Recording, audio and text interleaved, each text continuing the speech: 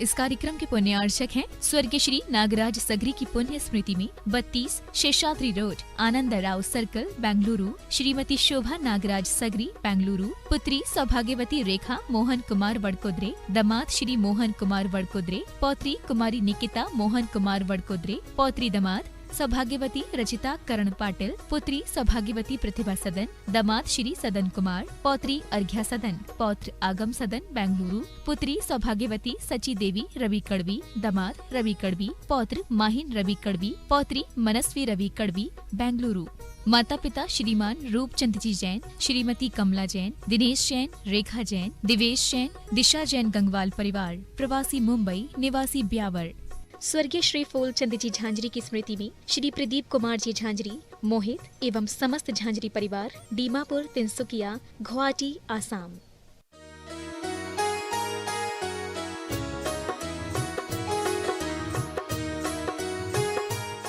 पूज्य संत श्रोणी आचार्य गुरु विद्यासागर जी महामुनि राज जी की, समस्त आचार्य संघ की, आचार्य भगवान जी का पाद प्रक्षालन करने के लिए यहाँ निमंत्रित करते हैं आज के श्रावक श्रेष्ठी परिवार कंवरलाल जी, अशोक जी, सुरेश जी, विमल जी पाटनी एवं समस्त आर के मारवल परिवार किशनगढ़ राजस्थान निवासी ये आएंगे और आचार्य जी का पाद प्रक्षालन करेंगे।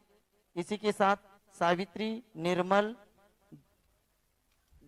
नवीन, शिल्पी, सम्यक, स्तुति, आदिति जैन परिवार दिल्ली गुड़गांव निवासी, ये आज के दोनों श्रावक श्रेष्ठी परिवार हैं और श्रावक श्रेष्ठी परिवार के लिए राशि रखी गई 11,11,111 रुपए की। आप में भी से किसी की भावना हो तो अभी भी नाम दे सकते हैं और रोज पाद प्रक्षालन और शास्त्रदान कर सकते हैं।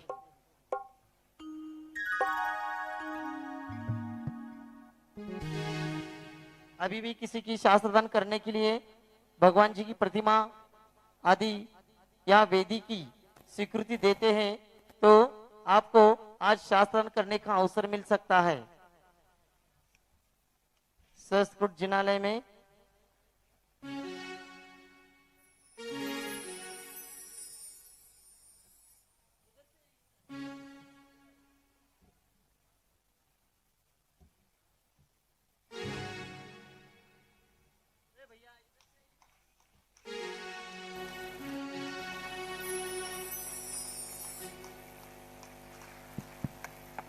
गुरुवर तेरे चरणों की मुझे धूल जो मिल जाए, चरणों की रज पाकर तकदीर बदल जाए।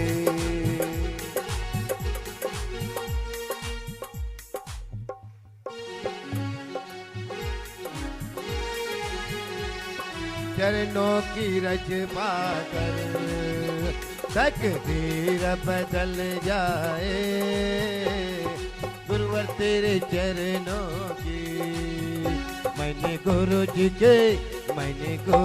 के चरण पकार, धन्यवाद हमारे। मैंने गुरु जी के चरण पकार, धन्यवाद हमारे, धन्यवाद हमारे, सौभाग्य हमारे। मैंने गुरु जी के चरण पकार, धन्यवाद हमारे। मैंने गुरु जी के चरण पकार, धन्यवाद हमारे।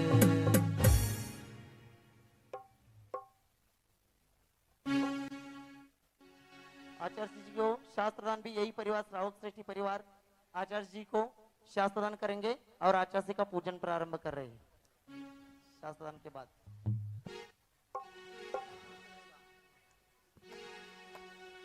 तू कितनी अच्छी है, तू कितनी भोली है, प्यारी प्यारी है हो माँ, जिनवानी माँ हो माँ, जिनवानी माँ। कि ये जो दुनिया है ये जीवन है कांटों का, तू फुलवारी है हो माँ जिनवनी माँ, मंच खाली ओ करेंगे। माँ हाँ, जिनवनी माँ। नाम नाम का है तू नाम। कितनी अच्छी है, तू कितनी प्यारी है, भोली भाली है ओ माँ जिनवनी माँ, ओ माँ।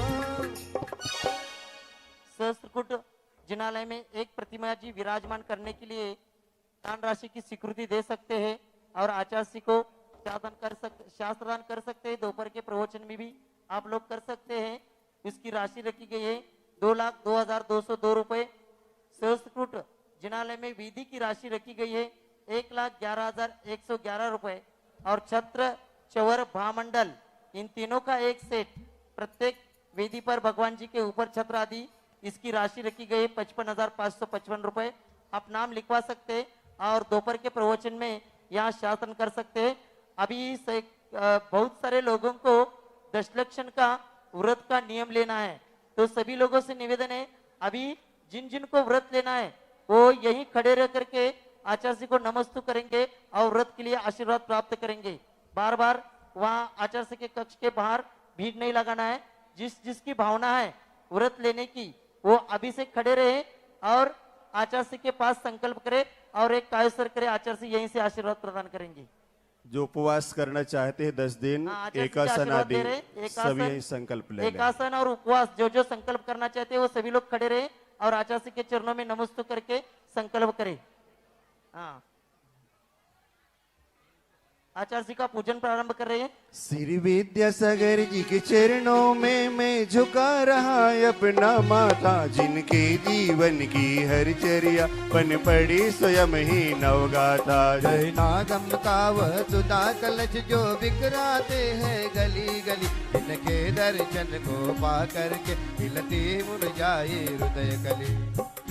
ओम रूम त्रिसदादि दीक्षा प्रदाता संत शिरोमणि आचार्य गुरुवर श्री विद्यासागर मुनीन्द्राय अत्र अवतर संभोषट आह्वानम। जय हो जय हो जय हो।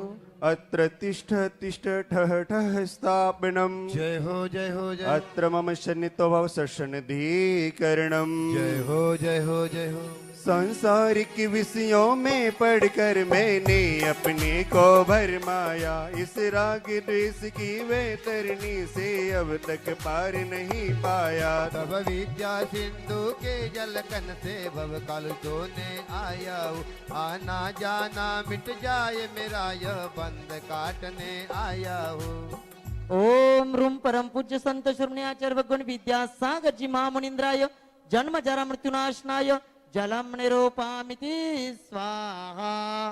अनल में जल जल कर अपना सर्वस्व लुटाया है, निज शांत स्वरूप न जान सका जीवन भर इसे भुलाया है। चंदन सम शीतलता पाने अब शरण तुम्हारी आया हूँ, संसार ताप मिट जाए मेरा चंदन वंदन को लाया हूँ।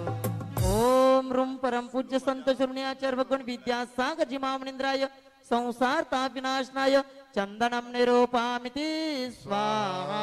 जड़ को न मैंने जड़ समझा, नहीं अक्षय निधि को पहचाना, अपने तो केवल सपने थे भ्रम और जगत का भटकाना। चरणों में अर्पित अक्षत है अक्षय पद मुझको मिल जाए, तव ज्ञान अरुण की किरणों से यह हृदय कमल भी खिल जाए। ओम रूम परम पूज्य संत शिरोमणि आचार्य भगवान विद्यासागर जी महामुनीन्द्राय अक्षय पद प्राप्तय अक्षतम निरूपामिति स्वाहा। इन विषय भोग की मदिरा पी में बना सदा से मत वाला, तृष्णा को तृप्त करें जितनी उतनी बढ़ती इच्छा ज्वाला। मैं काम भाव विध्वंस हेत मन सुमन चढ़ाने आया हूँ, यह मदन विजेता बन न सके यह भाव हृदय में लाया हूँ। ओम रूम परम पूज्य संत शिरोमणि आचार्य भगवान विद्यासागर जी महामुनीन्द्राय कामबाण विनाशनाय पुष्पम निरूपामिति स्वाहा। विद्यासागर नाम हमको प्राणों से भी प्यारा है। विद्यासागर नाम हमको प्राणों से भी प्यारा है। दिगंबर वेश न्यारा है विद्यासागर नाम। इस छुटा रोग की व्यथा कथा भाव भाव में कहता आया हूँ। अति भक्ष्य अभक्ष्य के फिर भी मन तृप्त नहीं कर पाया हूँ। नैवेद्य समर्पित करके मैं कृष्णा की भूख मिटाऊंगा। अब और अधिक न भटक सकूं, यह अंतर बोध जगाऊंगा। ओम रूम परम पूज्य संत शिमल्याचार्य भगवान विद्यासागर जी महामुनिंद्राय क्षुधारोग विनाशनाय नैवेद्यम निरूपामिति स्वाहा। मोहांधिकार से व्याकुल हो निज को नहीं मैंने पहचाना। मेरा दृष्ट में लिप्त रहा, इस हाथ रहा बस पछताना। यह दीप समर्पित है मुनिवर, मेरा तम दूर भगा देना। तुम ज्ञान दीप की बाती से मम अंतर दीप जला देना। ओम रूम परम पूज्य संत शिरोमण्याचार्य भगवान विद्यासागर जी महामुनिंद्राय मोहांधकार विनाशनाय दीपम निरूपामिति स्वाहा। इन अशुभ कर्म ने घेरा है, मैंने अब तक यह माना था। पाप कर्म तज पुण्य कर्म को चाह रहा अपनाना था। शुभ अशुभ कर्म सब रिपुदल है, मैं इन्हें जलाने आया हूँ। इसीलिए तव चरणों में अब धूप चढ़ाने आया हूँ। ओम रूम परम पूज्य संत शिरोमण्याचार्य भगवान विद्यासागर जी महामुनिंद्राय अष्टकर्म धनाय धूपम निरूपामिति स्वाहा। भोगों को इतना भोगा कि खुद को ही भोग बना डाला। साध्य और साधक का अंतर मैंने आज मिटा डाला। आनंद में लीन रहूं, पूजा का यह फल पाना है। पाना था जिसके द्वारा वह मिल बैठा मुझे ठिकाना है। ओम रूम परम पूज्य संत शिरोमण्याचार्य भगवान विद्यासागर जी महामुनिंद्राय महा मोक्ष फल प्राप्तय फलम निरूपामिति स्वाहा। जग के वैभव को पाकर मैं निस दिन के साल मस्त रहा। चारों गतियों की ठोकर को खाने में ही अव्यस्त रहा। मैं हूँ स्वतंत्र जाता दुष्टा, मेरा वर्ग क्या नाता है। कैसे अनर्ग पद पा जाओ, यह अरुण भावना बाता है। ओम रूम परम पूज्य संत शिरोमण्याचार्य भगवान विद्यासागर जी महामुनिंद्राय अनर्घ्य पद प्राप्तय अर्घ्यम निरूपामिति स्वाहा। भावों की निर्मल सरिता में अवगाहन करने आया हूँ। मेरा सारा दुख दर्द हरो, यह अर्घ बैठने लाया हूँ। हे तपो मूर्ति हे आराधक, हे योगीश्वर हे महाशन, हे अरुण कामना देख सके युग युग तक आगामी वसंत। ओम रूम परम पूज्य संत शिरोमण्याचार्य भगवान विद्यासागर जी महामुनिंद्राय अनर्घ्य पद प्राप्त जयमाला पूर्णार्घ्यम निरूपामिति स्वाहा। नमस्तु भगवान नमस्तु नमस्तु। आचार्य के बाद निकलंक निकेतन है। आचार्य के बाद वहीं आचार्य के सानिध्य में ध्वजारोहण होने वाला है। इस ध्वजारोहण के लिए आप सब लोग उपस्थित रहेंगे।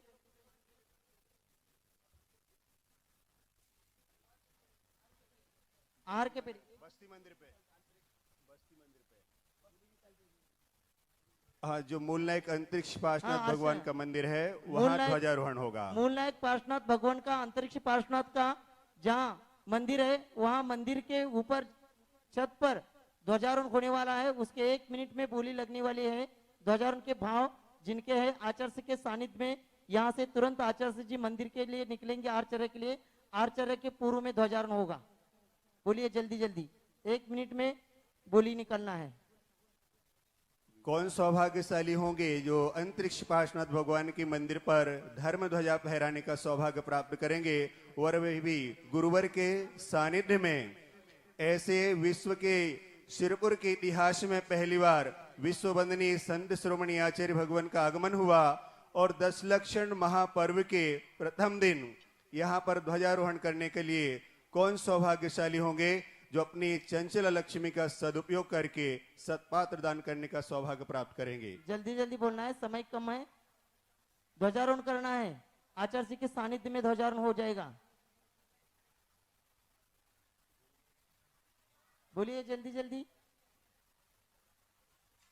1,11,111 रुपए, 1,11,100, 2,51,251 रुपए, 2,51,251 रुपए। ताली बजा के अनुमोदन हाँ। करें दान की।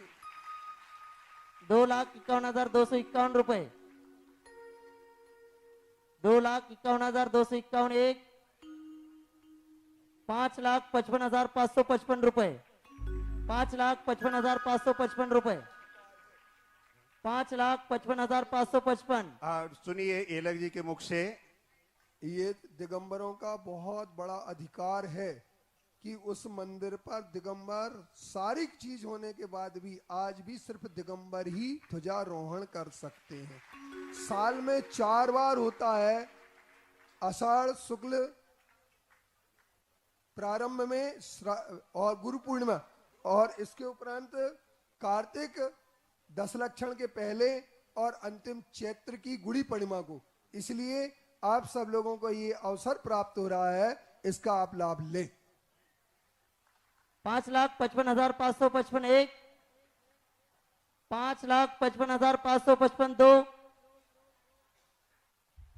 5,55,555, 2.5 बार जल्दी जल्दी बोलना है, आचार्य जी का प्रवचन होना है।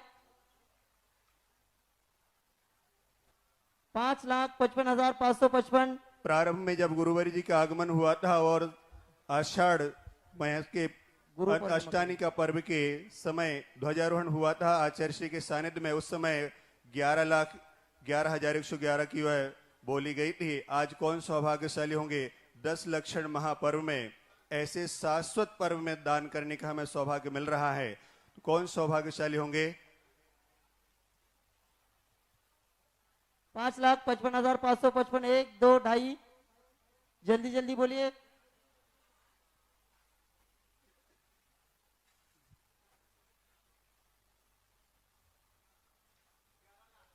11,11,111 रुपए उधर से भी आए हैं। 11 लाख 11 लाख के 2 राशि आई हो है। गए। इधर से भी 11 लाख में दोनों से करा दें। गुरुवर के 11,11 आशीर्वाद की दोनों राशि को जो दे प्राप्त रहे हो। हैं उन दोनों से ये आज के ध्वजारोहण होगा। 11,11,111 रुपए 3 बार। नाम बोलिए। एक आदरणीय अशोक जी पाटनी, आरके मार्बल परिवार, और पंकज जी का क्या उनका वैशाली पंकज जी जैन, पारस चैनल के चेयरमैन, दिल्ली निवासी, और अशोक जी पाटनी साहब किशनगढ़, आरके मार्बल परिवार, इन दोनों लोगों को आज का ध्वजारोहण का सौभाग्य प्राप्त हुआ है। उनको बहुत बहुत धन्यवाद देते हैं और आचार्य श्री के चरणों में नमस्तु करते हुए निवेदन करते हैं, आज की इस पावन बेला पर हम सब लोगों को उद्बोधित करें। नमस्तु भगवान, नमस्तु नमस्तु। ओम नमः शुद्धेभ्यः। अहिंसा परमो धर्म की आचार्य गुरुवर श्री कुंद भगवान की, आचार्य गुरुवर श्री ज्ञान सागर मुनि महाराज की जय। संत श्रोमणी आचार्य गुरुवर श्री विद्यासागर महामुनि राज की, मुनि ससंग की।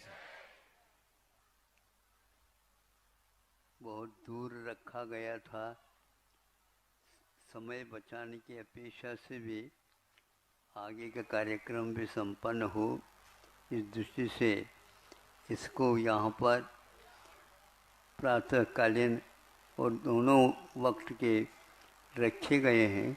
रविवार के दिन एक विकल्प है, जैसी जनता होगी तो उसके ऊपर आधारित है। आज तत्वार सूत्र का प्रथम अध्याय संक्षेप से आपके सामने आया है। उसमें वैसे प्रत्येक सूत्र गंभीर है, लेकिन फिर भी इसमें नयों का और प्रमाणों का जो विवेचन हुआ है वह बहुत ही महत्वपूर्ण है। नए यद्यपि है, लेकिन अपने वह प्रमाण नहीं है। प्रमाण का अर्थ असम्यक है ऐसा नहीं, किंतु वह समग्रता का ग्राहक नहीं है। इसलिए उसके लिए उन्होंने नय कहा है। यूँ हम इसको संक्षेप से कह सकते हैं कि नय में दृष्टि नहीं दृष्टिकोण रहता है, और प्रमाण में दृष्टि रहती है, उसमें कोई दृष्टिकोण नहीं रहता। वह समग्रता का ग्राहक है और यह आंशिक ग्राहक है, किंतु यह अंश जहाँ कहीं भी नहीं प्रमाण के द्वारा ग्रहित जिस वस्तु का हमें बोध हुआ है वह आंशिक रूप में धारण करता है। इसी प्रकार एक श्रुतज्ञान की बात आई थी। आज हमारे पास मतज्ञान और श्रुतज्ञान दो ही है सकते हैं, किंतु आगे के प्रत्यक्ष ज्ञान हमें उपलब्ध नहीं। इस मतज्ञान के बारे में जो बात कही गई है वह बहुत महत्वपूर्ण है। ये मति स्मृति संज्ञा चिंता अभिनवोध ये जो 4-5 भेद किए हैं, वैसे इसके उत्तरोत्तर भेद 336 भी और विषयों की अपेक्षा से इसको कोई संख्या गिनने में नहीं आई, ऐसे भेद हो सकते हैं। किंतु इस सूत्र के व्याख्यान के समय पर जो कहा गया है इति अनर्थांतरम, यह अर्थांतर नहीं है। और दूसरा है अर्थांतर नहीं का अर्थ क्या? मतज्ञान श्रुतज्ञान अवधिज्ञान इन सब में मतज्ञान नहीं रहता, किंतु मतज्ञान में केवल मति संबंधी ही उसकी परंपरा चलती है। इसलिए अर्थांतरम न ऐसा कहा, ये उसी के भेदों भेद में आ जाते हैं। अथवा इसको हम श्रुतज्ञान नहीं कह सकते, क्योंकि श्रुतज्ञान अर्थांतर में आ जाता है। अर्थांतर का अर्थ क्या? मतज्ञान का जो विषय है उसके आधार पर उसे होता तो है, लेकिन मतज्ञान का जो विषय उसमें नहीं रहता है। जैसे गीली जमीन सुबह सुबह आपने देख ली, तो वो आपने पूछा भैया गीली क्यों हो गई है? वर्षा हो गई क्या? वर्षा भी नहीं हुई।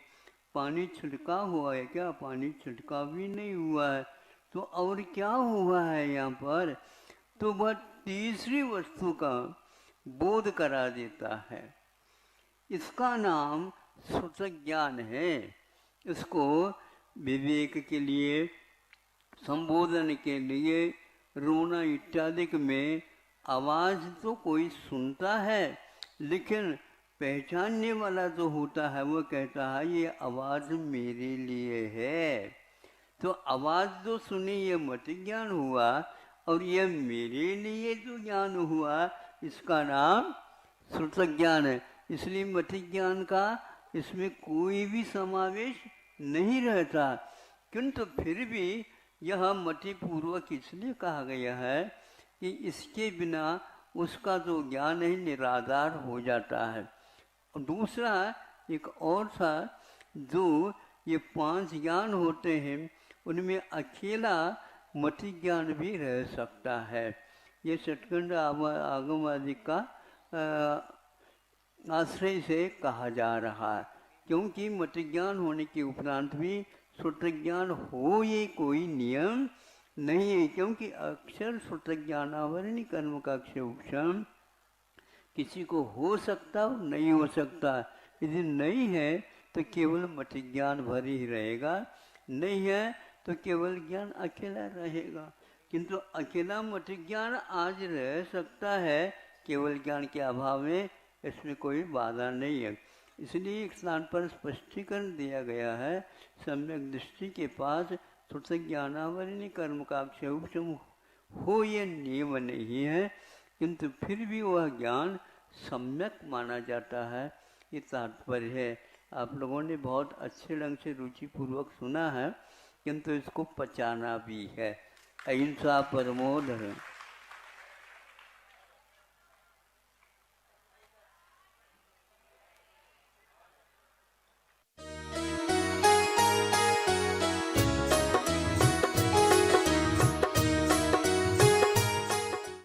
यहाँ इस क्षेत्र के विकास के लिए कुछ योजनाएं बनाई गई है। उसमें चातुर्मास कलशों की योजना है। चातुर्मास कलशों में 51,51,511 रुपए का चिंतामणि कलश, 31,31,311 रुपए का प्रभावना कलश, 21,21,211 रुपए का अहिंसा कलश, 11,11,111 रुपए का वात्सल्य कलश और 5,55,555 का अंतरिक्ष कलश है। इसमें से एक आध कलश की स्वीकृति आज के दिन आती है तो आपको आज के दिन आचार्य जी को शास्त्रदान करने का अवसर मिल जाएगा। इसी के साथ यहाँ क्षेत्र पर सहस्त्रकूट जिनालय मानस्तंभ के रूप में बन रहा है। इसमें 1008 अष्टधातु की प्रतिमा बनाई विराजमान होने वाली है और 126 फीट का जैसलमेर का पीले पत्थर से ये सहस्त्रकूट जिनालय बनने वाला है। इसमें भी एक प्रतिमा जी आप आज के दिन विराजमान करने की स्वीकृति दे सकते हैं। उसके लिए 2,02,202 रुपए की यहाँ राशि दान राशि स्वीकृति की रखी गई है। उसको जो स्वीकृति आज के दिन एक प्रतिमा जी की स्वीकृति जो देंगे उनको भी आज यहाँ आचार्य जी को शास्त्र दान करने का अवसर मिलेगा। उसी के साथ यहाँ भगवान विराजमान हो गए, उस वहाँ वेदी भी बनेगी, 1008 वेदी भी बनेगी। वेदी के लिए 1,11,111 रुपए की राशि रखी गई है और भगवान जी के ऊपर छत्र, चामर, भामंडल इन तीनों की राशि रखी गई है 55,555 रुपए। इसमें से भी आप स्वीकृति देंगे तो आपको आज शास्त्रदान का अवसर यहाँ मिल सकता है। आइलेख सिद्धांत सागर तत्वार सूत्र के कक्षा तक आप लोग यहाँ नाम की स्वीकृति दे सकते हैं। उसके बाद आप लोगों को यहाँ शास्त्रदान के लिए आदि बुलाया जाएगा। आइलेख श्री सिद्धांत सागर जी महाराज जी के चरणों में इच्छा में करते हुए निवेदन करते हैं कि तत्वार सूत्र की क्लास प्रारंभ करें। ओम नमः सिद्धेभ्यः, ओम नमः सिद्धेभ्यः, ओम नमः सिद्धेभ्यः। नमो अरियंताणं, नमो सिद्धाणं, नमो आयर्याणं, नमो वज्रायाणं, नमो लोये शब्दसाहुनम्। ओंकारं बिंदु संयुक्तं नित्यं ध्यायन्ति योगिना कामदं मोक्षदं चैव ओंकाराय नमो नमः। अविरल शब्द गणौघाय प्रक्षालित सकल भूतल मल कलंकाय मुनि विरूपासित तीर्थाय सरस्वती हरतु नो दुरितान्। अज्ञानतिमिरान्धस्य ज्ञानाञ्जन शलाकया चक्षुरुन्मीलितं येन तस्मै श्री गुरुवे नमः। परम गुरुवे नमः, परम्पराचार्य गुरुवे नमः। सकल कलश विध्वंसकं श्रेषां परिवर्धकं धर्म संबंधकं बभजीवमना प्रतिबोधकारकमिदं शास्त्रं श्री तत्पात सूत्र नामधेयम्। अस्य मूल ग्रंथकर्तारा श्री गणधर देवा प्रतिगणधर देवा तेषां वचनानुसार मासाद्यम आचार्य उमा स्वामी विरचित मंगलम भगवान वीरो मंगलम गौतमो गणी मंगलम कुंद कुंदाद्यो जैनी धर्मोस्तु मंगलम सर्व मंगल मांगल्यम सर्व कल्याणकारकम प्रधानम सर्वधर्माणां जैनम जयतु शासनम। कोटि शतं द्वादश्चैव कोट्य लक्षानि शीतिस्थितिकानि चैव पंचाशदष्टोत्सहस्र संख्या में तच्छतं पंचपदं नमामि। अर्यन्तभासि यत्थं गणर्देवेयं गन्त्यं शम्मं प्रणमामि व्यक्तिजुत्तो सदना नमोऽभ्यं शीर्षाय। इच्छाई वन्ते सुदवत्ति काओ सको कहो तस्सालोचम अंगोंग पेड़ी पौड़ियम्मि सुत्त पणमानि उपभुगे चूलिया चियो सुतत धमकैत्यानम सया नित्यकालम अंचेमि पूजेमि वंदामि नमनसामि। दुःखकौ कम्मकौ वोइलाओ सुगैगमनम समाहि मरणम जिनगुण संपत्ति हो मज्जम। अत्पूर्वानेक स्वाध्याय वेलायम श्रीमद आचार्य भक्ति कास करोयम।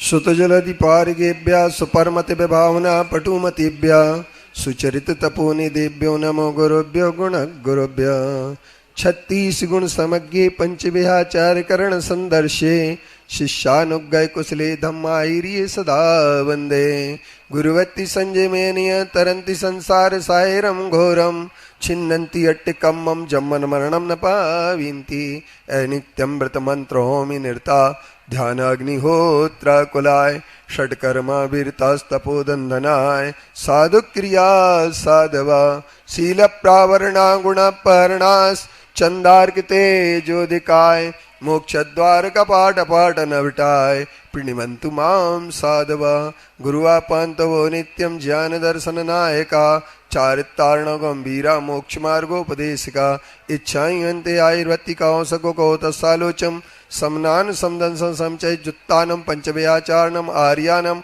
आयरादि सुदनान उपदेशनो जनवंत्रगण पालयानम रयनानम सबसाहुनम सयनिच्चकालम अंचेमी पूजेमी वंदामी नवंसामी दुखको कमको वही लाओ सुगई गमनम समाई मरणम जिन गुण संपत्ति हो मज्जम मोक्ष मार्गस्य नेतारम वेत्तारम कर्म भूवृताम ज्ञातारम विश्व तत्वानाम वंदे तद्गुण लब्धये।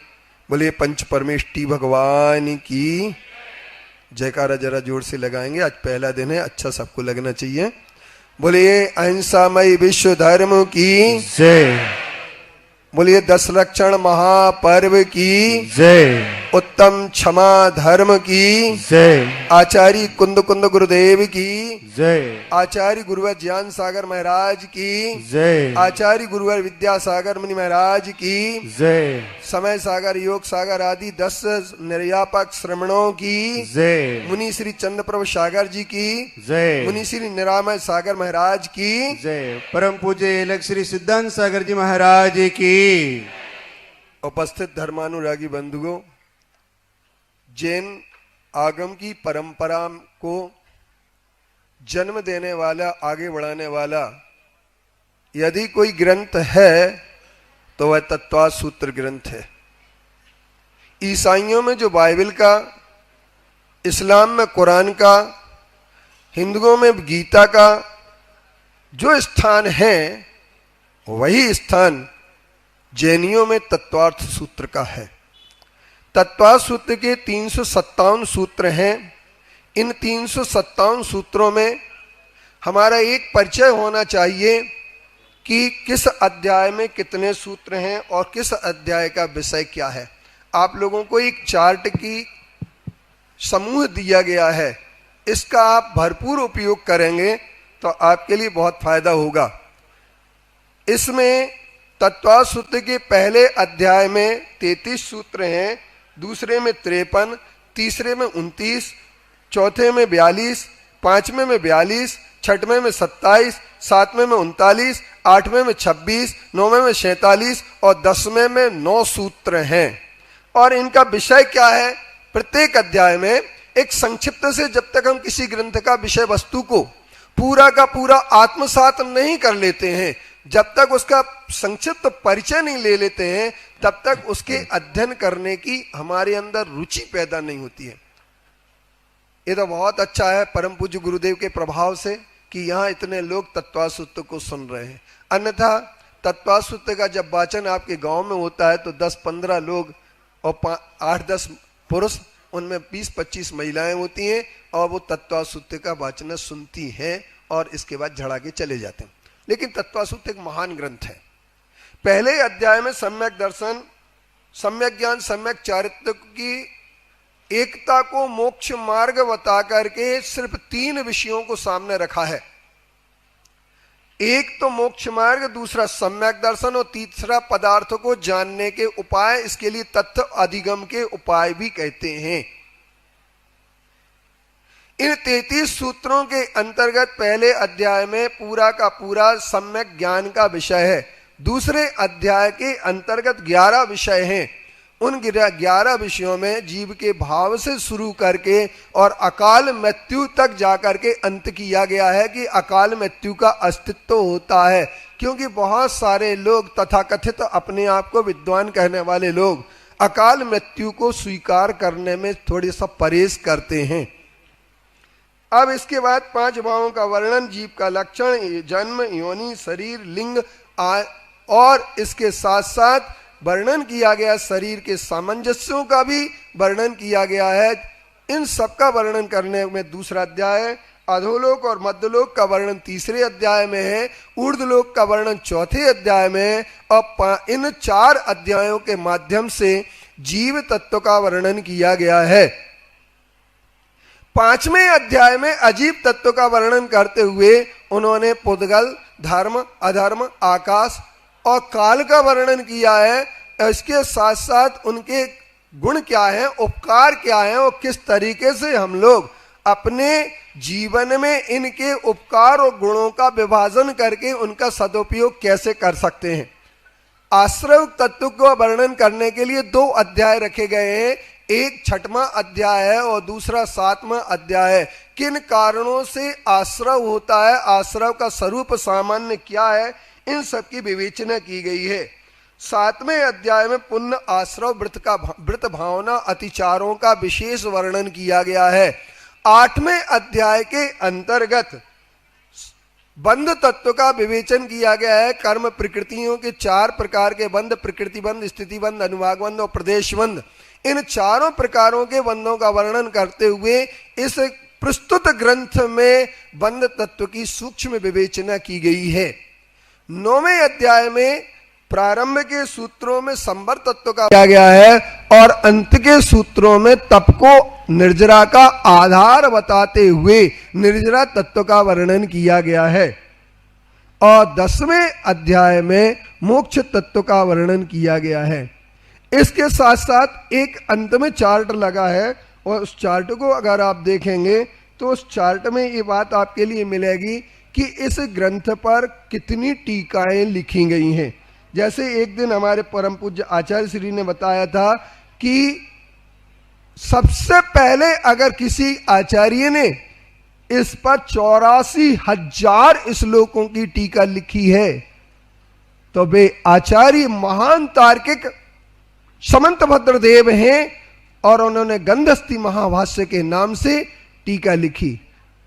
इसके उपरांत इस ग्रंथ को आगे और बढ़ाते हुए हमारे परम पूज्यपाद आचार्य जो कि नागार्जुन के भांजे थे, भतीजे थे और पाणिनि के भांजे थे, और इसके साथ साथ आचार्य अकलंक देव जिन्हें न्याय का पितामह कहा जाता है, उन आचार्य अकलंक देव ने 6000 श्लोकों में इस ग्रंथ पर टीका लिखी, जिस टीका का नाम है राजवार्तिक या तत्वार्थ वार्तिक। इसके साथ साथ आचार्य विद्यानंद जी जो कट्टर वैदिक विद्वान थे, जिनके की अवधारणा थी कि अगर कहीं से पागल हाथी आ रहा हो और सकरी गली हो और सिर्फ एक जगह बच सकते हो कि जैन मंदिर के चबूतरे पर पैर रख दें या खड़े हो जाएं तो बच सकते हैं, तो उनका ये कहना था जैन मंदिर के चबूतरे पर पैर नहीं रखेंगे, हाथी के पैर के नीचे दबना पसंद करेंगे। ऐसे आचार्य जैन धर्म को अपना करके उन्होंने कई महान ग्रंथों को लिखा। ऐसे विद्यानंदी आचार्य ने एक श्रीपुर पार्श्वनाथ स्तोत्र भी लिखा है। जहां हम बैठे हैं इसकी प्रासंगिकता के लिए मैं आपको बता रहा हूं। उस श्रीपुर पार्श्वनाथ स्तोत्र के 30 श्लोकों में आप्त मीमांसा की कॉपी करने की कोशिश की है और ऐसा महान ग्रंथ बनाया गया है जिसके माध्यम से अगर हम चाहें तो श्रीपुर पार्श्वनाथ, श्रीपुर का अर्थ क्या होता है? श्री माने मोक्ष, उसकी पुरी का नाम श्रीपुर कहलाता है और पार्श्वनाथ भगवान के ऐसे श्रीपुर कहलाते हैं। इसी श्रीपुर का शब्द प्राकृत में सिरपुर बन गया, श्रीपुर बना और श्रीपुर के बाद अपभ्रंश में आते आते इसका नाम सिरपुर हो गया। और इसके ऊपर आचार्य मदन कीर्ति जी ने 12वीं शताब्दी में, ये 8वीं शताब्दी के आचार्य हैं, 12वीं शताब्दी में एक श्लोक शार्दूल क्रीड़ छंद लिखा जिस छंद के माध्यम से उन्होंने कहा पत्रम यत्र विहाय सी प्रविपले स्थातुम क्षणम न क्षमम, और इस आधार पर उन्होंने जिसका अनुवाद पूज्य श्री आचार्य श्री ने मुक्तागिरी में सन 1991 में किया था, जिसको लेकर के आज हम ये कह सकते हैं 31 साल बीत चुके हैं।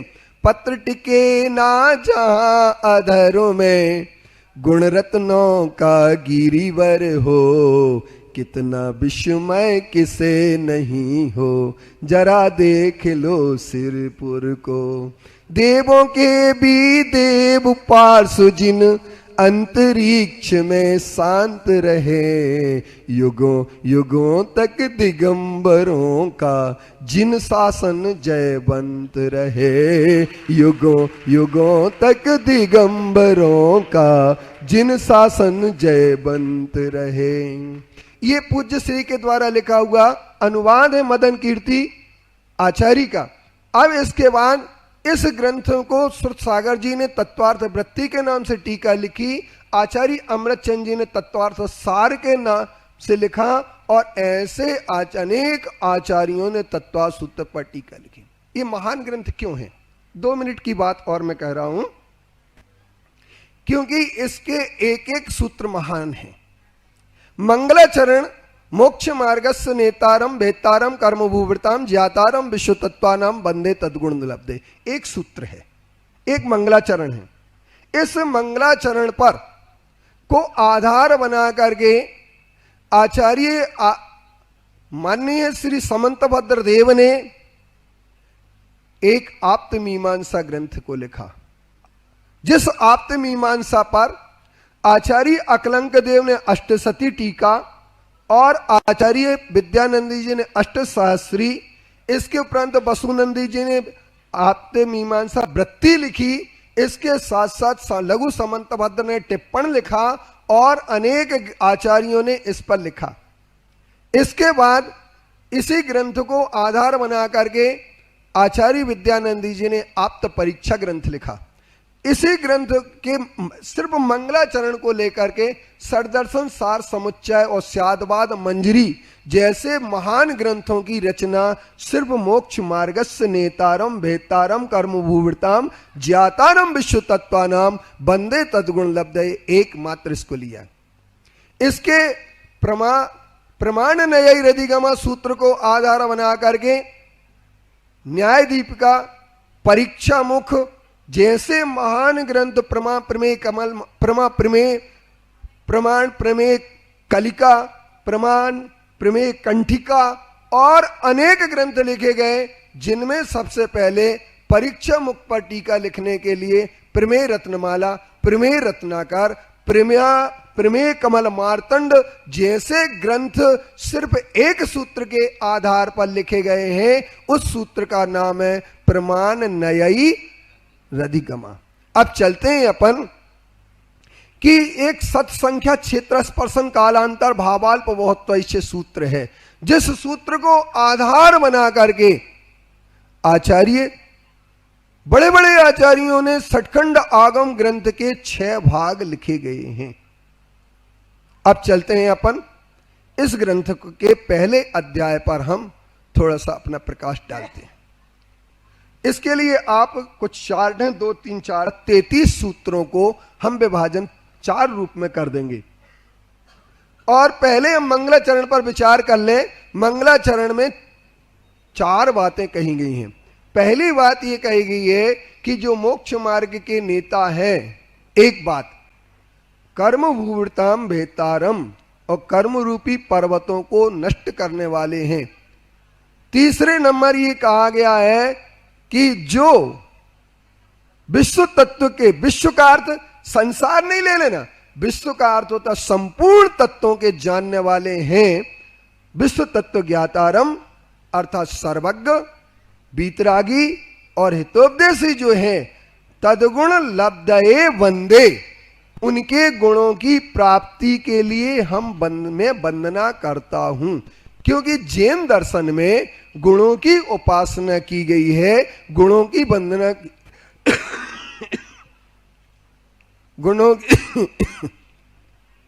गुणों की वंदना की जाती है। और जब हम गुणों को नमस्कार करना चाहते हैं तो उनके गुण प्राप्त करना चाहते हैं, तो 3 गुण हमें प्राप्त करना है, वीतरागता, सर्वज्ञता और हितोपदेशता। अब इसी के आधार पर जब ईश्वर पर कोई ईश्वर मानता है, कोई कपिल को मानता है, कोई अरिहंत को मानता है, कोई बुद्ध को मानता है, कोई सुगत को मानता है, कोई ना जाने कितने लोग मानते हैं, इनकी मीमांसा करते हुए एक बात कहती हैं, हम उन देवता को मानते हैं जिसने राग द्वेष कामादिक जीते सब जग, सब जीवों को मोक्ष मार्ग का निष्प्रय हो उपदेश दिया। बुद्ध भीर जिन हरिहर ब्रह्मा, या उसको स्वाधीन कहो, भक्ति भाव से प्रेरित हो यह चित्त उसी में लीन रहो। तो हम ये कह सकते हैं कि वीतरागता, जिसने राग द्वेष कामादिक जीते सब जग जान लिया, सर्वज्ञता, और सब जीवों को मोक्ष मार्ग का हितोपदेश दिया, ये कहलाएगी अपनी हितोपदेशता। और इन सब से मिला करके ये हमारा नाम। अब हमारे सामने एक सबसे बड़ी बात आती है, आप लोग जितने लोग पर्युषण में व्रत कर रहे हैं, उपवास कर रहे हैं, या क्या कर रहे हैं, पूजा कर रहे हैं, प्रक्षाल कर रहे हैं, शांति धारा कर रहे हैं, इन सब का लास्ट एम क्या है, अंतिम लक्ष्य क्या है? तो कितने लोग ऐसे हैं जो दुख चाहते हो, हाथ उठाएं। कितने लोग ऐसे हैं जो दुख चाहते हो, हाथ उठाएं। कोई नहीं चाहता। चींटी, चिड़िया और शेर जितने भी हैं, सब क्या चाहते हैं? सुख चाहें, दुख ते भयवंत। जे त्रिभुवन में जीव अनंत, सुख चाहे दुख ते भयवंत। सारे जीव सुख को चाहते हैं, दुख से डरते हैं, और सुख की का नाम ही मोक्ष है। सच्चे सुख का नाम मोक्ष है। और उसके उपाय क्या है मोक्ष को प्राप्त करने का? तो उन्होंने मोक्ष की बात नहीं की, पहले नंबर उन्होंने उपाय बता दिया। क्योंकि कोई भी हमें रेवड़ी दे दे तो रेवड़ी खाने से कोई मतलब नहीं निकलेगा। टापी खाएं तो रेवड़ी से काम नहीं चलेगा, पूरा भोजन होना चाहिए। तो मोक्ष मार्ग का उपाय क्या है?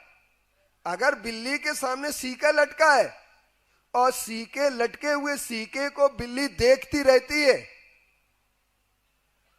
अंगूर को लोमड़ी देखती रहती है और तोड़ नहीं पाती है, तो ये बात एक अलग है कि वो कहते कि अंगूर खट्टे हैं, लेकिन ये बात तो तय कर लेना पड़ेगी कि अंगूर तो चाहती कि नहीं चाहती। इसी तरीके से सच्चे सुख प्राप्त करने का उपाय क्या है? तो उन्होंने कहा सम्यक दर्शन, सम्यक ज्ञान और सम्यक चारित्र। इन तीनों की एकता का नाम मोक्षमय। और इसके लिए ही आचार्य समंतभद्र देव ने रत्नकंटक श्रावकाचार्य में बड़े साफ सुथरे शब्दों में लिख दिया, सद्दष्टित ज्ञान वृत्तानि धर्मम धर्मेश्वरा विदु यदि प्रत्यनीकानि भवंती भव पद्धति। अब हम आते हैं कि इस तत्वार्थ सूत्र ग्रंथ में, प्रस्तुत तत्वार्थ सूत्र ग्रंथ में सम्यक दर्शन की बात की गई है। तत्वार्थ सिद्धानम सम्यक। अच्छा, एक बात और है, इस सूत्र को आप उल्टा भी कर सकते हैं और वो भी सही रहेगा। क्या होना चाहिए सूत्र? मिथ्या दर्शन ज्ञान चारित्राणि संसार मार्गा।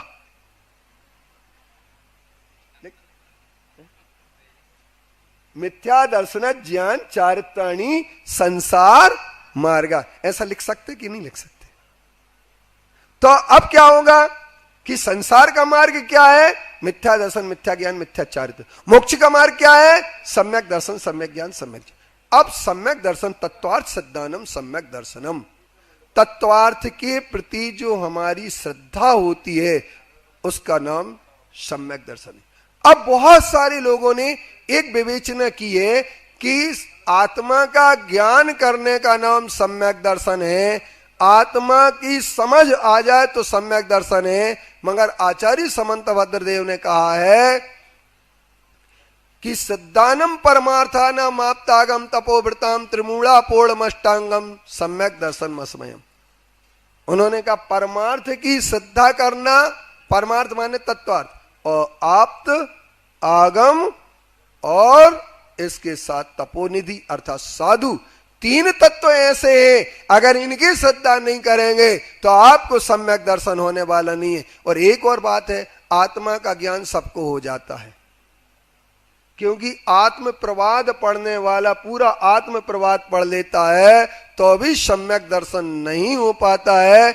इसलिए आत्मा रटने से सम्यक दर्शन होने वाला नहीं है। तो किससे सम्यक दर्शन होने वाला है? देव शास्त्र गुरु और तत्व की श्रद्धा करने से सम्यक दर्शन होने वाला है। पर की श्रद्धा करने से भी सम्यक दर्शन होता है और निज की श्रद्धा करने से भी सम्यक दर्शन होता है। सबको मानो, मगर जिस रूप में जो है उसे मानो, जो जिस रूप में है उसे मानिए, आपका सम्यक दर्शन कभी नष्ट होने वाला नहीं। अब वो सम्यक दर्शन दो प्रकार का है,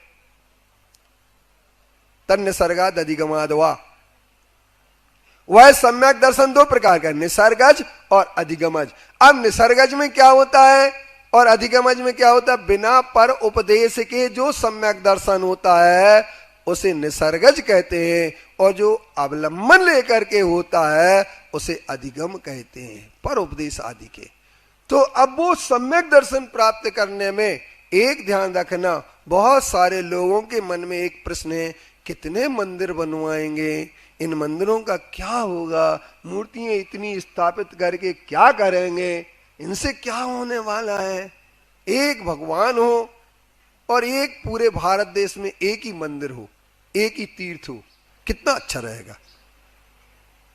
लेकिन आचार्य कहते हैं और बहुत सारे लोग कहते हैं मूर्ति के दर्शन करने से कुछ नहीं होता है, अपने भीतर भगवान होना चाहिए।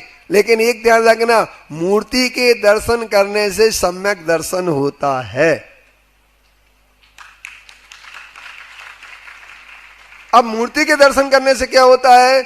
मूर्ति तंदुल के बराबर भी की एक बात है कि चावल के बराबर भी जो स्थापित कर देता है वो भी महान पुण्य को प्राप्त होता है। अब आपको ये विचार करना है कि वो मूर्ति स्थापित करने की जरूरत क्यों पड़ी, और ये किस में? आचार्य वीरसेन जी ने इसका समर्थन करते हुए कहा है कि कदम जिनबिंब दंशनादो सम्मतोपत्ति, जिनबिंब के दर्शन से कैसे सम्यक्त की प्राप्ति होती है। तो आचार्य वीरसेन जी उत्तर देते हुए कहते हैं कि जिनबिंब दंशनादो, जिनबिंब के दर्शन से निद्दित निकाचित कम्मानम घात दंशनादो, निद्दित निकाचित कर्म के का घात देखा जाता है। अर्थात जो कर्म की उदीर्णा ना हो सके, जिस कर्म का उत्कर्षण अपकर्षण ना हो सके, जिसका संक्रमण भी ना हो सके, ऐसे कर्म भी नष्ट हो जाते हैं। इसके लिए एक श्लोक दिया है और उस श्लोक पर आप लोग गौर कर लेना।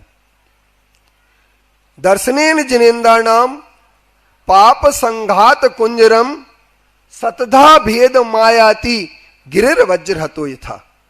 जैसे पहाड़ पर बिजली गिर जाती है तो पहाड़ के टुकड़े टुकड़े हो जाते हैं, ठीक इसी तरीके से यदि जिनबिंब का दर्शन करते हैं तो जिनबिंब के दर्शन करने से हमारे मिथ्यात्व रूपी पर्वत पर बिजली गिर जाती है और टुकड़े टुकड़े हो जाते हैं। जिनबिंब के दर्शन से, जाति स्मरण से, धर्म श्रवण से और इसके साथ सम्यक दर्शन की प्राप्ति के लिए देव रिद्धि दर्शन भी है।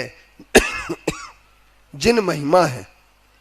अब अपने सामने बात ये आती है कि सम्यक दर्शन प्राप्त हो जाता है, लेकिन इसके लिए क्या चाहिए? नाम स्थापना द्रव्य भाव तस्तन्यासा। नाम, स्थापना, द्रव्य और भाव, ये चार निक्षेप होते हैं। इन चार निक्षेपों के माध्यम से तत्वों का वर्गीकरण हो जाता है कि नाम से जीव किसे कहें। जैसे किसी का नाम महावीर है, महावीराय नमः, तो आप कौन से महावीर को नमस्कार कर रहे हैं? जिसका नाम महावीर है उसके लिए नहीं। फिर किसके लिए कर रहा है? जो महावीर कभी थे उनके लिए, या जो महावीर बनेंगे उनके लिए, या भाव से, या जो महावीर भगवान की मूर्ति रखी है उसके लिए। किसको आप नमस्कार करें? तदाकार और अतदाकार, दो प्रकार के जिन बिंब होते हैं। अतदाकार जिन बिंबों का हमारे आचार्यों ने पंचम काल के दुष्म काल में निषेध किया है और तदाकार जिन बिंबों का अवलंबन लेने का कहा है। इसलिए जितने जिन बिंब होंगे उतनी हम वंदना करेंगे और जितनी वंदना करेंगे उतने वंदना करने से हमारे पापों का क्षय होगा। तो नाम, स्थापना, द्रव्य और भाव। नाम कमल, एक नाम कमल, एक स्थापना कमल, कमल का फूल बना दिया, और एक कमल जो अभी कमल नहीं है, कमल बनेगा, या कमल कभी था टूट करके बिखरा पड़ा है, पंखुड़ी बिखरी पड़ी है, वो भी द्रव्य कमल कहलाएगा। और भाव कमल वो कहलाएगा जो सरोवर में खिला हुआ है, वो भाव कमल कहलाएगा। इस तरीके से ये चार निक्षेपों के आधार पर। अब इसके बाद हमारी आगे बात चलती है कि प्रमाण नयैरधिगमा। अब पदार्थों को जानने के उपाय दो हैं, प्रमाण और नय। और प्रमाण किसे कहते हैं? सम्यक ज्ञानम प्रमाणम। सम्यक ज्ञान को प्रमाण कहते हैं और मिथ्या ज्ञानम तदाभासम अप्रमाणम।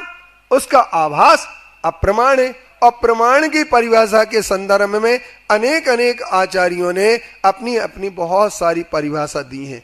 जैसे विमलनाथ भगवान का स्तवन करते हुए आचार्य समंत भद्रदेव ने कहा है, वहां परस्परेक्षान्वय भेद लिंगता प्रसिद्ध सामान्य विशेष योस्तव समग्रतास्ति स्वपरावकाशकम यथा प्रमाणम भुवि उद्दलक्षणम। इसी पृथ्वी पर जो सौ पर का अवभाषक है वही प्रमाण है, जो निज और पर का ज्ञान कराने वाला है वही प्रमाण है। अब इसके बाद हमारे सामने बात ये आती है प्रमाण और नय। नय क्या चीज है? अरे नय की बात मत करो महाराज जी, लड़ाई झगड़े होते, फालतू की बातें ही है, नय की बात मत करो। निश्चय नय और व्यवहार नय दो हमने पढ़े हैं, इसके आगे हमें पता नहीं है। जबकि 28 नय होते हैं और भी नय होते हैं। तो नय क्या है? अच्छा एक बात बताओ प्रभात जी, आप क्या ओढ़े हैं? झूठ क्यों बोलते हो? दुपट्टा ओढ़े हो? झूठ है। आप सूत नहीं ओढ़े? सूत ओढ़े कि नहीं ओढ़े? ओढ़े हैं। तो दुपट्टा नहीं ओढ़े फिर? एक बात, मैं क्या पकड़े हूं? झूठ बोल रहे सब। मैं प्लास्टिक पकड़े हूं कि माइक पकड़े हूं? इससे जो आंशिक कथन होता है, अपेक्षाकृत जो कथन होता है, उसे नय कहते हैं। और ये नय जो होते हैं इनके द्वारा सम्यक ज्ञान होता है। अब वो सम्यक ज्ञान के लिए 3 माध्यम होते हैं, एक संक्षिप्त रीति से, एक मध्यम रीति से और एक विस्तृत रीति से। तो उन्होंने मध्यम रीति से बताया निर्देश, स्वामित्व, साधन, अधिकरण, स्थिति और विधान। इनके माध्यम से निर्देश माने किसी चीज की परिभाषाकरण करना, स्वामित्व उसका स्वामी निश्चित करना, टाइटल क्या है, ये किसका है, साधन उसकी उत्पत्ति के स्रोत को साधन कहते हैं, और स्थिति, अधिकरण आधार क्या है, और काल स्थिति और क्षेत्र स्थिति क्या है, विधान का अर्थ उसके भेद प्रभेद कितने हैं। दूसरे नंबर फिर विस्तृत रीति में गए तो सत, संख्या, क्षेत्र, स्पर्शन, काल, अंतर, भाव और अल्प बहुत। पहली पुस्तक और दूसरी पुस्तक में सत का वर्णन है, तीसरी पुस्तक में संख्या का वर्णन है, चौथी में क्षेत्र, स्पर्शन और काल का वर्णन है, पांचवी में काल के बाद अंतर, भाव, अल्प बहुत का वर्णन है, और छठवीं पुस्तक में इन सबको मिलाकर के चूलिकाएं लिख करके ये सब का किया गया है। इस तरीके से सत क्या होता है? अच्छा ये बात बताओ तुम्हारे पास क्रिकेट की गेंद है, पूछ रहा हूं अतुल काका, क्रिकेट की गेंद है, कितनी है तो कितनी है, कहां रखी है, कहां से लाए थे? तो जहां पर यह कहा गया कि है, सत हो गया। अब इसके बाद दूसरा क्वेश्चन ये आ रहा कि कितनी है, तो ये संख्या हो गई। कहां रखी है, ये क्षेत्र हो गया। कहां से लाए और कहां तक ले जाओगे, ये स्पर्श हो गया। अब इसके बाद काल, कब लाई, कब खरीदी, एक काल हो गया। और इसके बाद अब कब खरीदोगे, अंतर हो गया। और भाव कैसी स्थिति में है वो क्रिकेट की बालें, इसको हम ये कह सकते हैं वैज्ञानिक पद्धति के अध्ययन करने वाले वर्गीकरण आत्मक पद्धति का नाम ये सत्संख्या, क्षेत्र, स्पर्शन, कालांतर, भाव, अल्प बहुत, कितनी गेंदें कम है, लेदर की है कि वो आपके पास काय की है, कार्क की है कि कपड़े की है, किसकी है, या प्लास्टिक की है, तो ये कौन सी ज्यादा है कौन सी कम है, इसको बताने को अल्प बहुत तो कहते हैं। अब ये हमारी 3 पद्धतियां हो गई।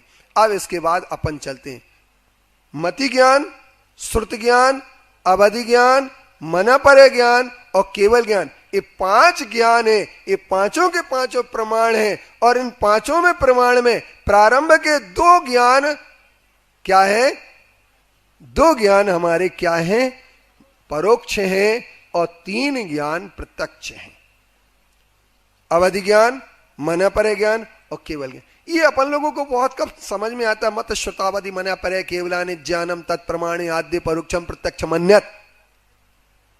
मति स्मृति संजय चिंता विनिबोध इत्यर्थांतरम। मति कहो, स्मृति कहो, चिंता अर्थात तर्क कहो, अभिनोद माने अनुमान कहो, और संज्ञा माने प्रत्यभिज्ञान। ये सारे के सारे जो हैं एक अर्थांतर, अर्थात इनमें कोई भी भेद नहीं है, एक अर्थवाचक है। अब मति ज्ञान कैसे होता है, अब मति ज्ञान के 336 भेदों का वर्णन किया गया, मति ज्ञान की परिभाषा बताई गई। मति ज्ञान का एक यहां पर चार्ट भी दिया गया है, इसे आप चार्ट को देखेंगे तो आपको मति ज्ञान का पूरा बोध हो जाएगा। तो मति ज्ञान में जो होते हैं अवग्रह, ईहा, आवाय और धारणा, तो वो क्या होता है, मन और इंद्री के निमित्त से जो होने वाला ज्ञान होता है उसे मति ज्ञान कहते हैं। मन और इंद्री के निमित्त से होने वाले ज्ञान को कौन सा ज्ञान कहते हैं, मति ज्ञान कहते हैं। उसके 336 भेद हैं, प्रारंभ में 4 भेद हैं, विषय और विषय की दृष्टि से भेद होकर के 336 हो जाते हैं। अवग्रह का मतलब ये होता है पहले पहल दर्शन के बाद जो चीज आपको दिखाई देती है उसका नाम है अवग्रह। जैसे कोई सफेद सफेद दिखाई दे रहा है, ये क्या है, यह हो गया। उसके बारे में जो मीमांसा की गई, विविक्षा की गई, वो आपकी कहलाएगी ईहा। और अवाय अर्थात होता है निर्णय कर लेना, ये ही है। और धारणा अब कभी नहीं भूलना, इसका नाम अवग्रह, ईहा, अवाय और धारणा है। इसके बाद इस मति ज्ञान के जो 336 होते हैं वो ऐसे हो जाते हैं, अवग्रह के 2 प्रकार हो जाते हैं, अर्थ अवग्रह और व्यंजन अवग्रह। इस चार्ट में देख लेना, 4 नंबर चार्ट में आपके पास चार्ट होना चाहिए, चार्ट की बहुत अच्छी महत्वता है, आप उस पर ध्यान दें। तो अवग्रह के 2 भेद, अर्थ अवग्रह और व्यंजन अवग्रह। इंद्री और मन की सहायता से जो होता है, 5 इंद्री और एक मन के साथ में उसके 12 भेद हो जाते हैं विषय की, विषय 6, 5 इंद्री और एक मन, ये ग्रहण करते विषय को। और इसके बाद इनमें जो विषय होता है उस विषय क्या होते हैं, तो विषय एक बहु होता है अथवा एक होता है। संख्या की दृष्टि से बहुत हैं अथवा एक है, बहुत प्रकार के हैं अथवा एक प्रकार के हैं। जैसे धोती, दुपट्टा बहुत हैं, ये बहुत हो गए। फिर इसके बाद साड़ी जो होती बहुत है, लेकिन साड़ी, बनारसी साड़ी, चंदेरी की साड़ी, महेश्वरी की साड़ी, ये अलग अलग प्रकार हो जाते हैं, तो बहुत प्रकार की साड़ी हो जाती है। हैंडलूम की साड़ी, हथकरघा की साड़ी, पावर लूम की साड़ी। अब हथकरघा की साड़ी अहिंसक है और बहुत सुंदर है, अब आप अगर इस अहिंसक साड़ी का उपयोग कर सकते, तो ये विभाग हो गए। तो एक विध, बहु एक और बहुविध और एक विध, दूसरा कोई प्रकार नहीं है। क्षिप्र तीव्र गति से निकल जाता है, क्षिप्र कहलाता। अक्षिप्र बिल्कुल मंद मंद चल रहा है। फिर इसके बाद अपने ये कितने प्रकार हो गए? 6 हो गए। अब 4 और चाहिए। ध्रुव है और अध्रुव है, और कथित है अथवा अकथित है। संकेत में ये अकथित है और कथित, चलो वहां चल रहे, ये कथित है। इन 12 विषयों का जब हम 6 के साथ गुणा करते हैं तो 72 भेद हो जाते हैं। लेकिन व्यंजन अवग्रह में एक समस्या है कि मन और नेत्र के साथ व्यंजन अवग्रह नहीं होता है, सिर्फ 4 विषय रह जाते हैं और विषय वही के वही 6 होते हैं। कितने होते हैं? 6 ना होकर के कितने हो जाएंगे? विषय हमारे 4 हो गए और 12 वो हैं, और 12 चौको 48 और 72 3 और हो जाएंगे। आवाय आवाय और धारणा के भेद हो जाएंगे। इस तरीके से 36 भेद हो जाते हैं, 336 भेद हो जाते हैं। बहुविध क्षिप्राणि श्रुतानुक्त ध्रुवाणाम क्षेत्राणाम अर्थस्य व्यंजनस्य अवग्रहा न चक्षुरनिंद्रियाभ्याम श्रुतम मति पूर्वम द्वैनेक 12 भेदम। अब जो श्रुत ज्ञान होता है वो मति ज्ञान पूर्वक होता है, उसके 12 भेद होते हैं। और आप लोग श्रुत की पूजा कर लेते हैं। पहलो आचार अंग वखानो, दूजो सूत्र कृतांग वखान। और ये विषय जो है ना, हमारे श्रुत ज्ञान के जो विषय हैं, आचारांग, सूत्र कृतांग, स्थानांग, संवायांग, व्याख्या प्रज्ञप्ति, ज्ञात्री कथा दशांग, अंताकृत दशांग, अनुत्तरोत्पादक दशांग, ये सब मिलाकर के 12 अंग, 14 पूर्व, और उनमें जो 12वां अंग है उसके भी भेद प्रभेद हो जाते हैं। और इन सबको मिलाकर के क्या होता है कि हम लोग जो है ना श्रुत ज्ञान का पूरा ज्ञान करते। अब श्रुत क्या है? जैसे ये मति ज्ञान के द्वारा जाना, ये क्या है? देखा, जाना, निर्णय कर लिया कि ये पेन है। अब इस पेन को हमें क्या करना है? प्राप्त करना है। तो कैसे प्राप्त करेंगे? ईमानदारी से अथवा दूसरे तरीके से? दूसरे तरीके से कैसे करते हैं? तो जरा पेन देना आप अपना। तो कला कुछ लोग ऐसे होते हैं, पेन देते हैं, ढक्कन अपने पास रख लेते हैं, नहीं रख लेते। तो वो क्या होता है? श्रुत ज्ञान उनका भी काम कर रहा है, उनका भी काम कर रहा है, ये श्रुत ज्ञान है। अब अवधि ज्ञान वो होता है जो द्रव्य क्षेत्र काल भाव की मर्यादा लिए हुए संपूर्ण पदार्थों को जानता है एक सीमा के आधार पर। द्रव्य क्षेत्र काल भाव भाव, इसके द्वारा जानने वाला ज्ञान जो होता है वो ज्ञान कहलाता है। कौन सा ज्ञान? अवधि ज्ञान। इसके 2 भेद होते हैं, गुण प्रत्यय और भाव प्रत्यय। नारकी और देवों, जैसे आप लोग तैरना सीखते हैं, आप सीखते हैं और मछली तैरना सीखती नहीं है।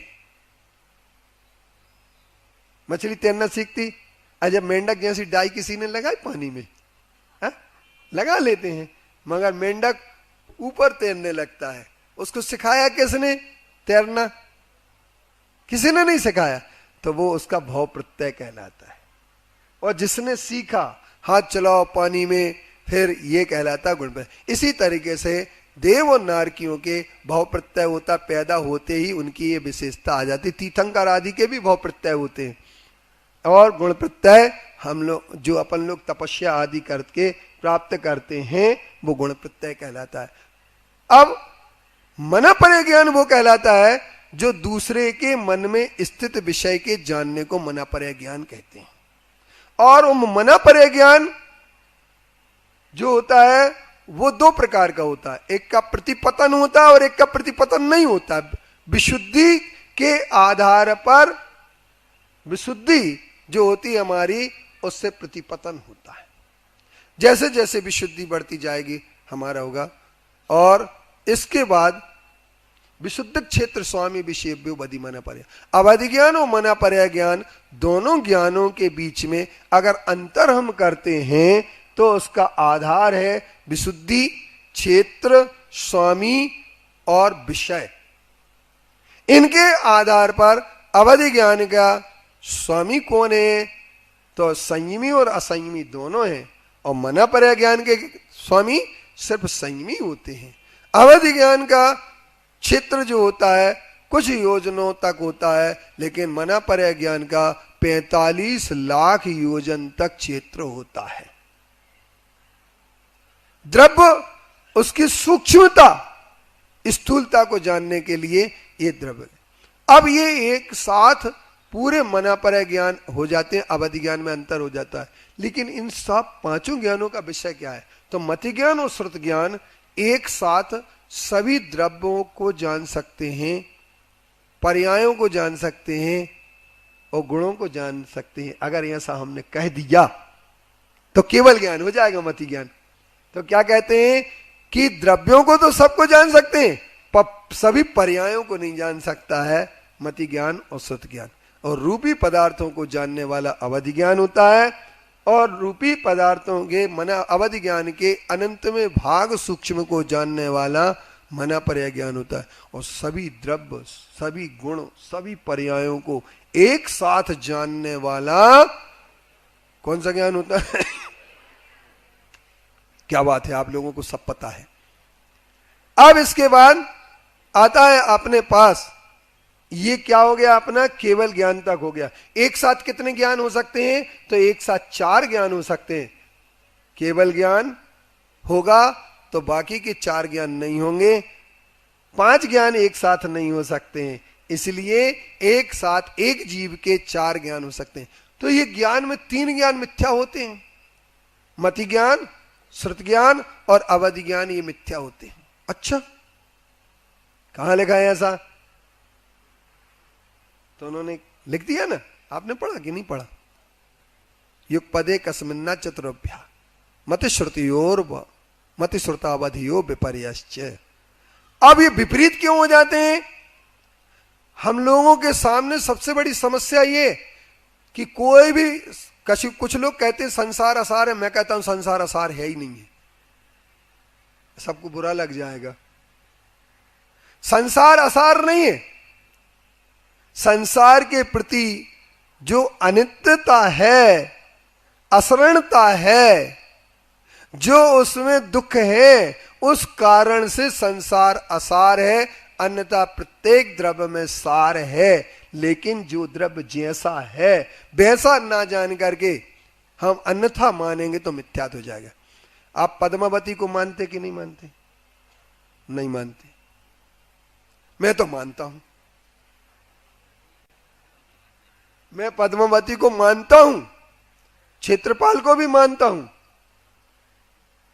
अब आप लोग कहेंगे तो फिर महाराज जी हमारे पंथ के नहीं कहलाए आप। आपके पंथ के कहलाएं अथवा ना कहलाएं, लेकिन हम तो मानते हैं। लेकिन किस रूप में मानते हैं? बस यही बात है, देवी के रूप में मानो कि ये देवी है, हमारी रक्षा कर सकती कि नहीं कर सकती इसका निर्णय कर लेना। ये रक्षक नहीं है, ये हमारे किसी प्रकार से भला नहीं कर सकते, मोक्ष मार्ग हमें नहीं दे सकते हैं। जो हमें मोक्ष मार्ग और मोक्ष ना उपलब्ध करा सके वह वाला पूज्य हमारा नहीं हो सकता है। हम तो पूजा सबकी करते हैं, किसकी पूजा नहीं करते? पूजन का अर्थ क्या होता है? सम्मान करना। सम्मान तो सबका करते हैं, लेकिन मोक्ष मार्ग के लिए जो हम सम्मान करते हैं उसकी बात एक अलग होती है। इसलिए सत को असत मानना, असत को सत मानना, अथवा उनमें भेद नहीं करना, और इसके साथ साथ पागलों जैसे मानना। पागलों जैसे का मतलब क्या होता है? कि जो जैसा है वैसा ना मान करके अपने अंदर जैसा मन में आया वैसा मानने लगे। कभी माँ को, जैसे शराब कोई पी लेता है तो माँ को दीदी बोलने लगता है, ओ दीदी, और कोई क्या बोलने लगता है? माँ को कुछ भी बोलने लगता है, बहन को, दीदी को माँ बोलने लगता है। ये उसका क्या है? भीतर का पागलपन है। तो इससे मिथ्यात्व होता है। 3 प्रकार का होता है मिथ्यात्व। एक इस बात को और आप समझ लेना, मिथ्या तीन प्रकार का, कारण और कार्य की विपरीतता में, भेदा भेद की विपरीतता में और स्वरूप की विपरीतता होने पर हमारा मिथ्यात्व होता है। अब अंतिम सूत्र रह गया हमारा, वो सूत्र है नैगम संग्रह व्यवहार अरज सूत्र शब्द समाभिरूढ़ बंभूता न्याय। देखो सोना नहीं है, अब जागना है। कौन सा सूत्र है?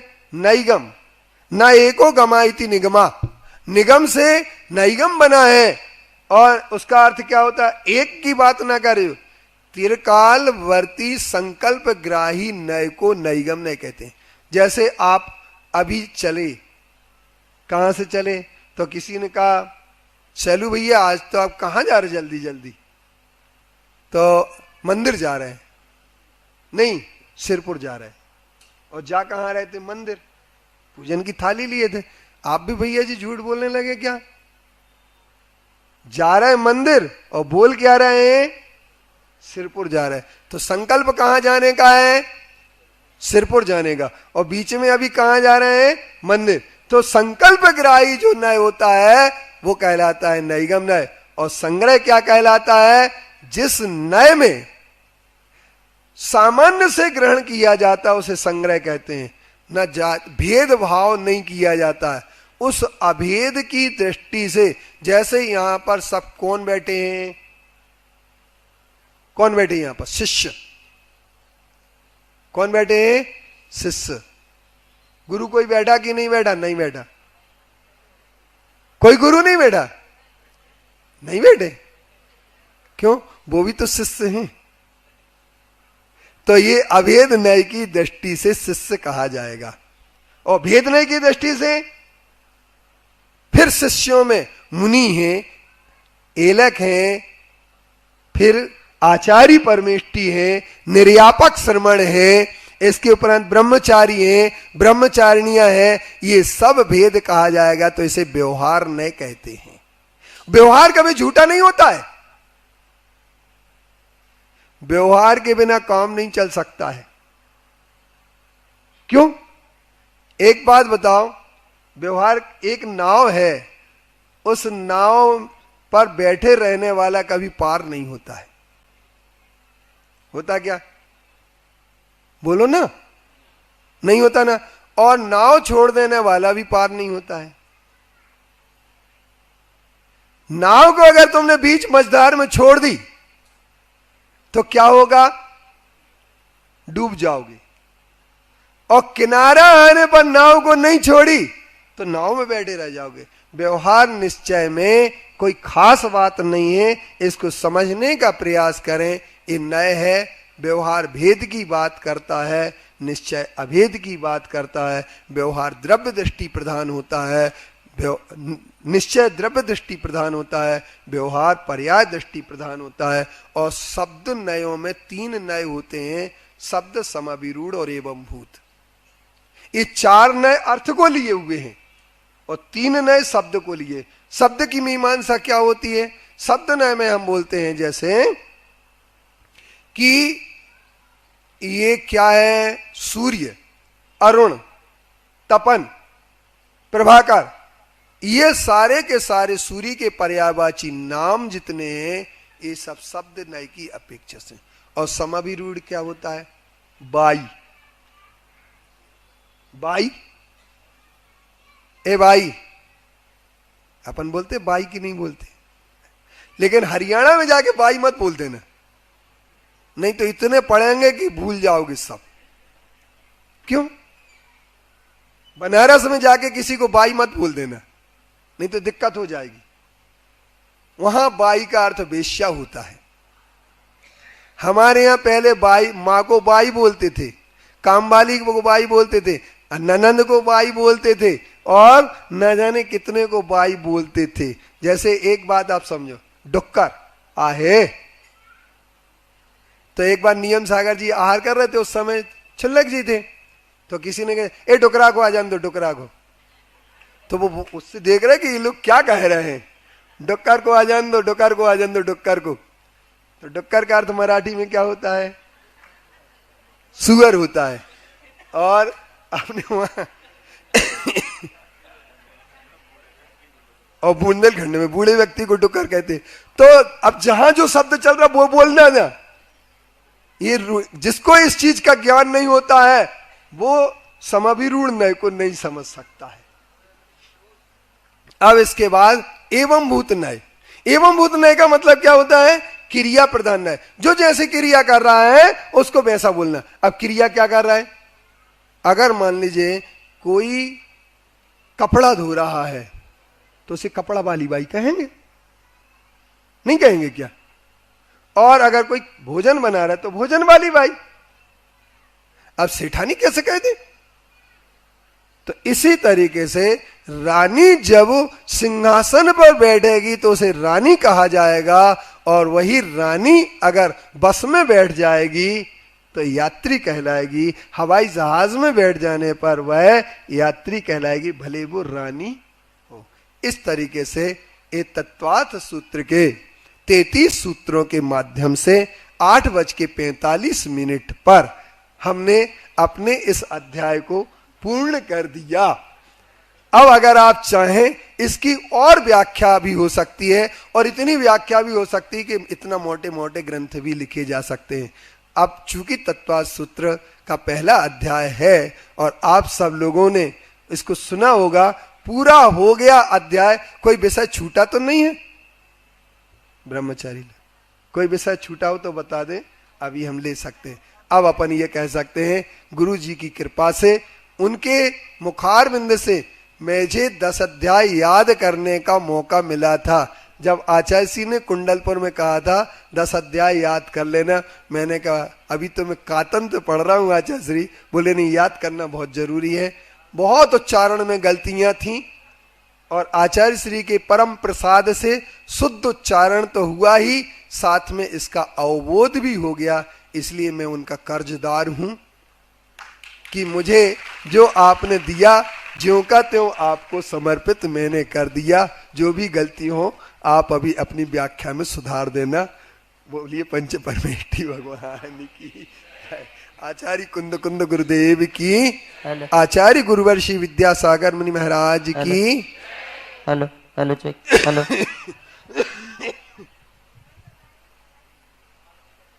जो लोग देवादेव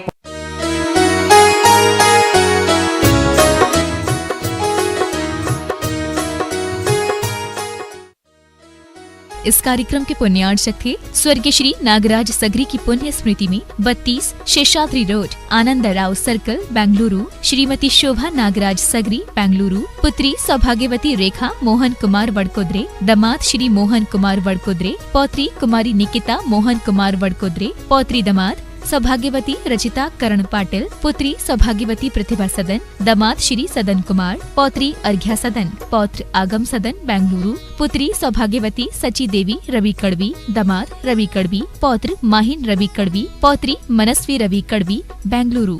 माता पिता श्रीमान रूपचंद जी जैन, श्रीमती कमला जैन, दिनेश जैन, रेखा जैन, दिवेश जैन, दिशा जैन गंगवाल परिवार, प्रवासी मुंबई, निवासी ब्यावर। स्वर्गीय श्री फूलचंद जी झांझरी की स्मृति में श्री प्रदीप कुमार जी झांझरी, मोहित एवं समस्त झांझरी परिवार, दीमापुर, तिनसुकिया, गुवाहाटी, आसाम।